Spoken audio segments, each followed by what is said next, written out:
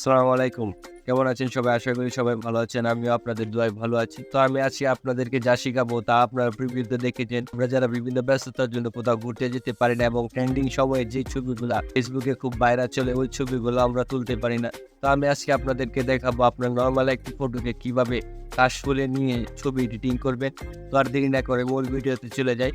প্রথমে আমরা চলে যাব আমাদের ফোনে থাকা ফটো রুম অ্যাপটিতে। অ্যাপটি আপনারা পেয়ে যাবেন আমার টেলিগ্রাম চ্যানেলে। এখান থেকে আপনারা ডাউনলোড করে নেবেন। ডাউনলোড করা হয়ে গেলে আপনারা ইনস্টল করে অ্যাপটিতে ওপেন করবেন। ওপেন করার পর এখানে যাবতীয় যতগুলো প্রসেস আছে আপনারা সবগুলো অ্যালাউ করে দিয়ে দিবেন।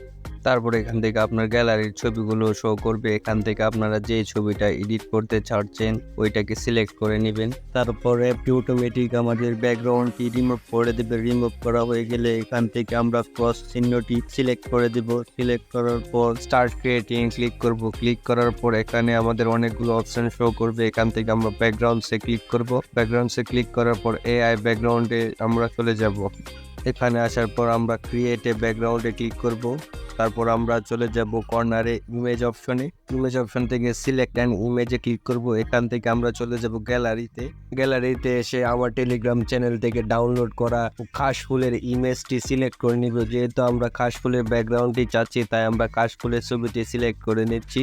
সিলেক্ট করার পর অটোমেটিক আমাদের ব্যাকগ্রাউন্ডটি কাশফুলের হয়ে যাবে। তারপর এখান থেকে আমাদের যে ইমেজটি পছন্দ হয় ওইটাতে ক্লিক করব। ক্লিক করার পরে আমরা এখান থেকে এক্সপোর্ট অপশনে ক্লিক করব। তারপরে এই ছবিটি একটু কালার গ্রেডিং করার জন্য আমরা চলে যাব লাইট রুমে অ্যাপ্লিকেশনটি ওপেন করার পর আমরা ইমেজ অনুযায়ী কালার গ্রেডিং করে নেব। আপনারাও আপনাদের ছবি অনুযায়ী কালারটা মিলিয়ে নেবেন। ভিডিওটি যদি ভালো লাগে একটি লাইক কমেন্ট করে দেবেন আর আপনার বন্ধুদের মাঝে শেয়ার করে দেবেন। এরকম নতুন নতুন ভিডিও পেতে চ্যানেলটি এখনই সাবস্ক্রাইব করেন।